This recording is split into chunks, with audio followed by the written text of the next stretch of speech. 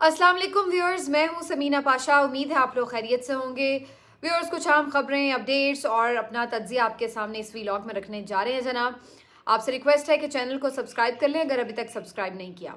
आपको बताएंगे आज शेर अफजल मरवत साहब के हवाले से इमरान रियाज भाई ने क्या कुछ कहा, और फिर से इमरान रियाज क्यों खबरों की जीनत बन गए और फिर उनके ऊपर कुछ लोग तनकीद भी करने लगे, कुछ तारीफ भी करने लगे। ये क्या वाकया हुआ आपके साथ शेयर करेंगे और अपना एनालिसिस भी आपके सामने रखूंगी। राबिया आलम साहिबा, जो कि एक मारूफ एंकर हैं, उनके खिलाफ एक बहुत ही नाजेबा किस्म का ट्रेंड चल रहा है, और इस ट्रेंड की वजह क्या है, इसके पीछे कौन है, ये भी आपके साथ शेयर करूंगी। मलिका बुखारी साहिबा, जो कि पीटीआई की रहनुमा मेरा ख्याल हैं अभी तक, और उन्होंने एक बहुत अफसोसनाक खबर शेयर की ट्विटर पर, और फिर किस तरह से मरीम नवाज़ साहिबा ने उस खबर पर एक्शन लिया और फिर उनकी दादो तहसीन शुरू हो गई। इसके ऊपर अपना तज्जिया आपके साथ शेयर करूंगी। आपको ये भी बताएंगे जनाब कि एक और प्रोपेगेंडा पीटीआई के साथ मंसूब किया जा रहा है, और फिर से वही एक पुराना हथियार जो पीएमएलएन के पास है कि जब भी कोशिश उनकी होती है कि जब भी मौका मिले किसी भी तरह फ़ौज और पीटीआई के दरमियान रिफ्ट को ज़्यादा करें, और यही उनकी बका की वाहिद ऐसा लगता है कि ज़मानत है। इसके ऊपर भी थोड़ी अब मज़ीद इन्होंने क्या काम किया इसके ऊपर बात करेंगे। और जी बस यही कुछ खबरें हैं आज के इस वीलॉग में। पहले सबसे बात करते हैं जी इमरान रियाज के हवाले से। इमरान रियाज भाई ने जब से आपको मालूम है रिहाई उनकी हुई है, कोई वीलॉग वगैरह अभी तक नहीं किया था, और उसकी वजह मैं आपको पिछले वीलॉग में बता चुकी हूँ। लेकिन एक जगह इंटरव्यू देते हुए उन्होंने कुछ बातें की, और उर्दू पॉइंट को मेरा ख्याल है उन्होंने इंटरव्यू दिया है, और उसमें उनका एक क्लिप काफ़ी वायरल हुआ है जिसमें वो शेर अफजल मरवत साहब के हवाले से गुफ्तगू कर रहे हैं, और उन्होंने उनको काफ़ी एडमायर भी किया, और फिर थोड़ा उन्होंने अपने तौर पर उनका एक कंपैरिजन ड्रॉ किया कि शेर अफजल मरवत और हमाद अजहर साहब जो हैं उनकी तर्ज सियासत या उनका मिजाज किस तरह से मुख्तलिफ मिजाज है। अब उसको लेकर के काफ़ी बात हो रही है। आपने भी एक शायद सुना हो, नहीं भी सुना तो मैं थोड़ा सा सिर्फ ब्रीफली आपको पहले बता देती हूँ। शेर अफजल मरवत के बारे में इमरान रियाज भाई का ये कहना था कि वो उनसे कभी नहीं मिले, और ना उनको वो पहले जानते थे, और जब वो काफ़ी अर्सा लापता रहने के बाद वापस आए तो उस वक्त उन्हें शेर अफजल मरवत साहब के बारे में देखने को पता चला। जब उन्होंने पहली दफ़ा उस वक्त उन्हें नोटिस किया जब उन्होंने सेनेटर अफनानुल्लाह की पिटाई लगाई थी जावेद चौधरी साहब के प्रोग्राम में, तो उस वक्त पहली दफ़ा पता चला कि अच्छा ये बंदा कोई है पीटीआई का। और फिर उसके बाद पैदर पे उनके मुख्तलिफ मामलात और उनके गुफ्तगू और उनके डायलॉग्स काफ़ी हिट होने लगे, और फिर उन्होंने देखा कि जिस तरीके से पीटीआई की कैंपेन उन्होंने सारे ख़ास तौर पर खैबर पख्तूनख्वा में और कराची में भी लीड की और लोगों को बाहर निकालने में अहम किरदार अदा किया। तो ये सारा जो उनका किरदार है उसको इमरान रियाज भाई ये कह रहे थे कि शेर अफजल मरवत जो है वो एक अपने अंदाज का एक मुनफरिद किस्म का इंसान है, और आम तौर पर ऐसे लोग नॉर्मल नहीं हम कंसिडर करते। मतलब नॉर्मल बिहेवियर में तो हम ये नहीं देखते कि टॉक शोज़ में लोग एक दूसरे को मारना शुरू कर दें। तो बेसिकली वो एक मुनफरिद इंसान है, और उनकी ये खासियत भी है और ये कमज़ोरी भी है कि वो इंतहाई जज्बाती है, और ज़ाहिर है कि वो अपने जज्बात में आकर जहाँ बहुत अच्छे काम अनयूजुअल काम कर जाता है वहीं पे बाज़ात उससे ब्लंडर्स भी हो जाते हैं। तो उन्होंने कहा कि उस वक्त जब वो ये अनयूजुअल काम कर रहा था तो सबको अच्छे लग रहे थे क्योंकि उस वक्त माहौल ऐसा था, ज़रूरत ऐसी थी। अब इलेक्शन के बाद वो माहौल कम हुआ है, ख़त्म हुआ है, तो अब अगर वो कोई एग्रेसिव बात कर रहे हैं तो वो अक्सर लोगों को बुरी भी लग रही है। तो बात यह है कि भाई वो बंदा अपने आदत, अपने फितरत, अपने मिजाज के हाथों ऐसा ही है, तो उसने ऐसा ही कहना है, कभी किसी को अच्छा कहना है, किसी को बुरा कहना है, और जब उसने कहना है तो उसने कोई लगी लिपटी नहीं करनी, फिर उसने साफ बात करनी है, खुल के करनी है। तो ऐसे बंदे का ये प्रॉब्लम होता है कि वो जो उसके दिल में होता है वो बिल्कुल उसी तरीके से बोल देता है, ये सोचे समझे बगैर कि इसके कॉन्सिक्वेंसेस क्या होंगे। तो कुछ जगहों पर इसका फ़ायदा भी है, लेकिन ज़ाहिर है कुछ जगहों पर नुकसान भी होता है। इमरान रियाज भाई यहाँ शेर अफजल मरवत की पर्सनैलिटी का ये एक एनालिसिस सामने रख रहे थे, वहीं उन्होंने उसको कंपेयर और ज़्यादा एलिबरेट करने के लिए कंपेयर कर दिया हमाद अजहर के साथ, कि हमाद अजहर एक नॉर्मल बंदा है और वो ज़ाहिर है वो हर लिहाज से कैलकुलेट करके चीज़ों को उसके मुताबिक फ़ैसले करेगा, चलेगा, और सोच समझ के अकल शऊर से बात करेगा और देख के करेगा। और फिर उन्होंने उसमें ये बात भी की कि जी हमाद अजहर साहब जैसे अब वो रूपोश है, उन्हें पता है सामने आऊँगा, गिरफ्तार हो जाऊँगा, मुश्किलात आएंगी, ये वो, तो अगर वो उस चीज़ को लेकर के साइड पर है तो जाहिर है वो अपने हिसाब से एक उसकी अपनी एक सोच है, लेकिन शेर अफजल मरवत हमाद अज़हर नहीं हो सकता और हमाद अज़हर शेर अफजल मरवत नहीं हो सकता। तो बुनियादी तौर पर ये कुछ एनालिसिस जो थे वो इमरान रियाज भाई देने की कोशिश कर रहे थे। अब इसके ऊपर तनकीद कहाँ से शुरू हुई? तनकीद यूँ शुरू हुई कि अक्सर लोगों ने ये कहना शुरू कर दिया कि बेसिकली हमाद अज़हर साहब को इमरान भाई ने लेट डाउन किया है और उनको शायद क्रिटिसाइज़ किया है कि जी वो छुपे हुए हैं या वो पीछे हैं और वो शायद कमज़ोर हैं जो सामने नहीं आ रहे। तो उसके ऊपर फिर बहुत सारे लोगों ने क्लैरिफिकेशन भी देनी शुरू की कि जो लोग इवन छुपे हुए हैं वो भी कोई आसान ज़िंदगी नहीं गुजार रहे, अपने घर वालों से, अपने घर से, अपने कारोबार से, हर चीज़ से दूर हैं वो, और जगह जगह दर बदर इधर उधर छुपना ये कोई इतना आसान काम नहीं होता। और फिर ये भी सामने आया कि हमाद अज़हर साहब इमरान खान यानी अपने कप्तान की हिदायत के ऊपर छुपे हुए हैं। वो सिर्फ उनकी चॉइस नहीं है बल्कि इमरान खान ने उन्हें हिदायत ये की हुई है कि भाई सभी अगर पकड़े जाएंगे तो मामलात कौन चलाएगा, तो कुछ लोगों को रूपोश रह के मामलात तो चलाने हैं, तो बेहतर है कि आप थोड़े अंडरग्राउंड रहें और मामलात भी चलाते रहें। तो इस बात के ऊपर फिर सब ये बात इमरान रियाज को कहने लगे कि भाई आपने, ठीक है कि आप शेर अफजल मरवत की तारीफ़ कर रहे हैं या उन्हें दलेर समझते हैं, वो आपकी इतनी चॉइस है, लेकिन इसको आप हमाद अज़हर से कंपेयर करके बेसिकली हमाद अज़हर को लेट डाउन शायद किया है। किसी हद तक शायद ये बात दुरुस्त कही भी जा सकती है, इसको देखने का ये एक एंगल हो भी सकता है। लेकिन एक और तनकीद शुरू ये हो गई कि इमरान रियाज बेसिकली जी वही पुरानी तनकीद शुरू हो गई कि जी वो लापता रहकर आए हैं तो अब वो ISI के टाउट बन गए हैं, और शेर अफजल मरवत साहब चूँकि ऑलरेडी इसी लेबल को बेचारे भुगत रहे हैं और उनके ऊपर भी यही डाउट्स लोग क्रिएट करते हैं हमेशा कि जी शेर अफजल मरवत जो है वो इस्टेब्लिशमेंट का बंदा है। तो अब इस बात को दोनों को कनेक्ट करके ये बताने की कोशिश की जा रही है कि देखिए पहले शेर अफजल मरवत साहब ISI का एजेंट था, उसे लॉन्च किया गया, और उसके बाद इमरान रियाज जो दूसरा अब उनके ख्याल से ISI का एजेंट बन चुका है, वो आकर जो है वो आकर शेर अफजल मरवत को जो आके सपोर्ट कर रहा है या उसका बेसिकली एक इमेज बिल्ड कर रहा है। तो बेसिकली ये दोनों इस्टेब्लिशमेंट के टाउट्स हैं। तो ये करके एक कैंपेन जो है वो इमरान रियाज के खिलाफ शुरू हो गई। मैं खुद इमरान रियाज भाई से मिल चुके हैं, उनकी तकलीफ़ को देख चुके हैं। उसके बाद हमें इस चीज़ को जब कोई इस अंदाज से देखता है या बात करता है तो बड़ी तकलीफ़ होती है कि ये इल्ज़ाम उन पे लगाना। आप उनकी राय से इख्तलाफ कर सकते हैं कि ठीक है भाई आप शेर अफजल मरवत को पसंद करते हैं, आपकी चॉइस है, या आप उन्हें दलेर समझते हैं, लेकिन आप हमाद अज़हर को लेट डाउन, यहाँ तक तो तनकीद चलिए आप कर सकते हैं, किसी की राय हो सकती है, लेकिन इस चीज़ को किसी साजिश से जोड़ना और फिर ये कहना कि जी अब ये बेसिकली सारा काम ही ये है कि जो इमरान खान के हिमायत वाले और जो नज़रियाती लोग हैं जो उसके साथ डटे हुए हैं उनको पीछे करके जो प्लांटेड लोग हैं जी उनको प्रमोट करने का ये कोई नया वर्जन है या कोई तरीका है, तो ये बहुत ही ज़्यादती वाली बात है। और मेरा नहीं ख्याल है कि इस चीज़ को, बाकी शेर अफजल मरवत पे ये लोग बहुत बात करते हैं कि जी देखिए वो इसलिए सब कहते हैं कि जी वो इस्टेब्लिशमेंट के कोई प्लांटेड बंदे हैं कि सब गिरफ्तार हुए, वो गिरफ्तार नहीं हुए। भाई मुझे सिर्फ आप ये बता दें कौन सा वकील और गिरफ्तार हुआ है।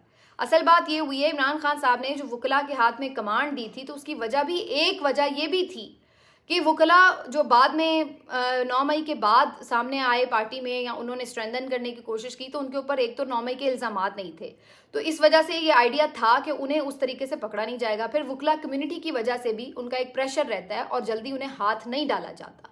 तो सिर्फ शेर अफजल मरवत ही नहीं और बहुत सारे वकला भी गिरफ्तार नहीं हुए। कौन सा वकील इमरान खान का गिरफ्तार है? आप मुझे सिर्फ एक नाम बता दें। क्या नईम हैदर पंजोता गिरफ्तार है? क्या बैरिस्टर गौहर गिरफ्तार है? क्या आपके ख्याल से लतीफ़ खोसा गिरफ्तार हुआ? अगर हुआ तो 1 दिन बाद रिहा हो गया। शेर अफजल मरवत गिरफ्तार हुआ तो 2 दिन बाद रिहा हो गया। तो वकीलों को वो जल्दी पकड़ते नहीं, पकड़ते हैं तो उन्हें छोड़ना पड़ता है। सलमान अकरम राजा भी इसकी एक मिसाल है। तो इमरान खान की हिमायत करने वाला कोई भी वकील जो उनका वकील भी रहा है या उनके टिकट पे उसने इलेक्शन भी लड़ा है, कोई भी उनमें से गिरफ्तार नहीं हुआ। तो सिर्फ शेर अफजल मरवत को सिंगल आउट करना कि देखें ये बंदा गिरफ्तार नहीं हुआ, ये गलत है। अगर आप देखें तो सिर्फ जो पॉलिटिकल लीडरशिप है PTI की वो सारी गिरफ्तार हुई हुई है। इवन हामिद खान गिरफ्तार नहीं हुए हुए, हालांकि वो तो बहुत पहले से हैं PTI में, वो कोई बाद में शामिल नहीं हुए 9 मई के। तो ये एक इस वजह से सिर्फ शेर अफजल मरवत को अगर टारगेट कोई करता है तो मेरी समझ में नहीं आती। हाँ बाकी ये आप इस बात पे एतराज़ कर सकते हैं कि भाई मुँह फट इंसान है, बाज़ औक़ात उनकी कई भी बात से प्रॉब्लम क्रिएट हो जाती है, पार्टी के अंदर इख्तलाफात आ जाते हैं, ये आप कह सकते हैं। डिसिप्लिन को उस तरह शायद वो फॉलो नहीं करता होगा, SOP को फॉलो नहीं करता होगा, लेकिन किसी को आप बिल्कुल उसकी इखलास के ऊपर ही क्वेश्चन कर दें, ये मेरी थोड़ी सी मुझे लगता है उसके लिए भी एविडेंस जो है वो थोड़ा कम है। अब आगे बढ़ जाते हैं जी। राबिया अनम साहिबा जो कि जियो की पहले मेज़बान रह चुकी हैं, उन होस्ट भी रह चुकी हैं, न्यूज़ एंकर भी रह चुकी हैं, काफ़ी मारूफ शख्सियत हैं और वो मुख्तलिफ रमज़ान ट्रांसमिशंस भी होस्ट करती रही हैं मुख्तलिफ चैनल्स के लिए, किसी एक चैनल के लिए नहीं। अब इस दफ़ा पीटीवी पर वो रमज़ान ट्रांसमिशन होस्ट कर रही हैं, लेकिन उनके ऊपर एक अजीब व गरीब किस्म का ट्रेंड चला दिया गया और ये बात शुरू इस तरह से हुई कि जिस तरह के ये जो प्रोपेगेंडा अकाउंट होते हैं उसकी तरफ से ये सबसे पहले एक पिक्चर, बहुत नाजेबा सी 2-3 पिक्चर्स लगाई गई और उनको मंसूब किया गया कि जी ये राबिया अनम की पिक्चर्स हैं और फिर उसके बाद उसके ऊपर ट्रेंड शुरू कर दिया गया कि देखिए जी इस किस्म के जो लोग हैं जो अखलाकी मयार के ऊपर पूरा नहीं उतरते वो रमज़ान ट्रांसमिशन कर रहे हैं सरकारी टीवी पर, तो ये क्या हो रहा है, मुर्तज़ा सुलंगी साहब, अता तारड़ साहब, ये सब क्या है। और उनको बेसिकली उनका मुतालबा ये था कि राबिया अनम को हटाया जाए। लेकिन कहानी यूँ खुल रही है कि बेसिकली राबिया अनम को इस वजह से टारगेट नहीं किया जा रहा। पहली बात तो ये कि ये बात बहुत गलत थी कि एक इस तरह की नाजेबा पिक्चर को उनके साथ मंसूब किया जाता। तो ये एक वही बात है कि आप कहते हैं कि जी ख़वातीन हमारी रेड लाइन है और किसी और पीएमएलएन से मंसूब किसी खातून के अगर आप ऊपर कोई बात कर दें कुछ तो फौरी तौर पर सबको तकलीफ़ शुरू हो जाती है। लेकिन राबिया अनम साहिबा कोई इतनी प्रो पीएमएलएन नहीं है, तो इस वजह से उनके ऊपर आप जैसी मर्ज़ी कैंपेन शुरू कर दें किसी को कोई तकलीफ़ नहीं हुई। एक चीज़ ये हुई।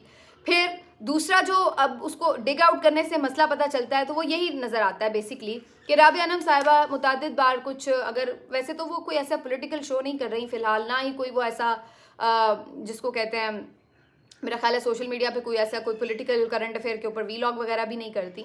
सोशल मीडिया पर, ट्विटर वगैरह पर अगर वो कभी कोई ट्वीट कर देती हैं तो वो किसी के भी हक में और ख़िलाफ़ भी हो सकती है।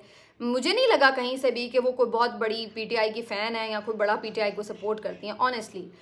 मुझे ज़्यादातर उनके सोशल इश्यूज़ पर ट्वीट नज़र आते हैं और अगर कभी वो करती हैं तो वो अलग बात है कि अब अगर पीएमएलएन का दौर ही इस तरह का चल रहा है कि उनके ऊपर वो गलत काम कर रहे हैं, उन पे गलत तनकीद हम भी कर रहे हैं, तो उसका मतलब ये तो नहीं कि हम प्रो पीटीआई और पीएमएलएन के खिलाफ हैं और हमेशा ऐसे ही रहेंगे। अगर कल को पीएमएलएन अच्छा काम करेगी तो उसकी भी तारीफ हो जाएगी, अगर पीटीआई गलत काम करेगी तो उस पर भी तनकीद हो जाएगी।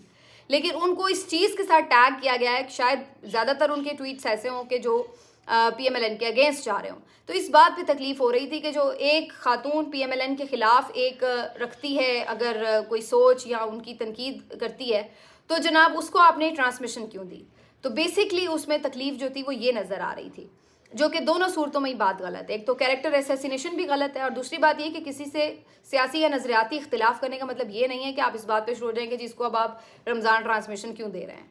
तो यहाँ पर यही बात जो है वो पीएमएलएन की फिर क्रिटिसिज्म में आएगी। जाहिर सी बात है कि भाई आप इस बुनियाद के ऊपर किसी के पीछे पड़ गए हैं, जो अपना उसका काम है रमज़ान ट्रांसमिशन का वो ठीक कर रही हैं, तो आपको इस बात से तकलीफ़ नहीं होनी चाहिए कि उसके सियासी अकायद क्या हैं, वो सियासी तौर पर किसके करीब हैं या सियासी तौर पर वो किससे मुखालिफत रखती हैं। लेकिन यहाँ पर तनकीद बर्दाश्त हो ही नहीं रही है। आप अब थ्रू आउट देख लें, जो भी ये 2-3 अभी मैं चीज़ें कल जो मैंने बात की थी, नया पाकिस्तान ने जो ट्वीट किया उसके ऊपर जिस तरीके से रिएक्ट किया गया, फिर इसी तरह से और सहाफ़ियों के साथ जो हो रहा है वो सब, ये सब चीख चीख के बता रहे हैं लोग जिनको ऑफेयर किया है, जो असद तूर हैं, जो इमरान रियाज के साथ गिरफ्तारियाँ हुई, ये सब क्या था। बेसिकली इनको प्रॉब्लम ये है कि जो मुखालिफ आवाज़ है वो बर्दाश्त नहीं होती है।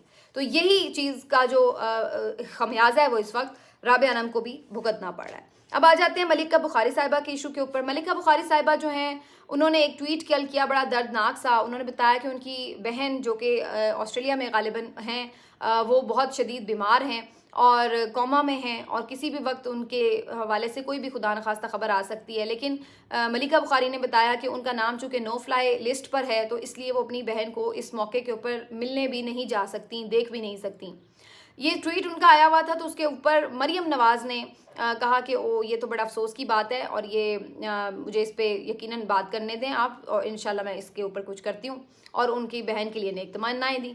थोड़ी देर बाद फिर उनका मैसेज आता है कि जी ये चीज़ें नो फ्लाई लिस्ट नाम निकल गया है, और मलिका बुखारी साहिबा उनको ग्रेसफुली थैंक्स भी कर देती हैं कि जी शुक्रिया आपने इसमें इंटरवेंशन करके ये किया, अब मैं अपनी बहन को मिलने जा सकती हूँ।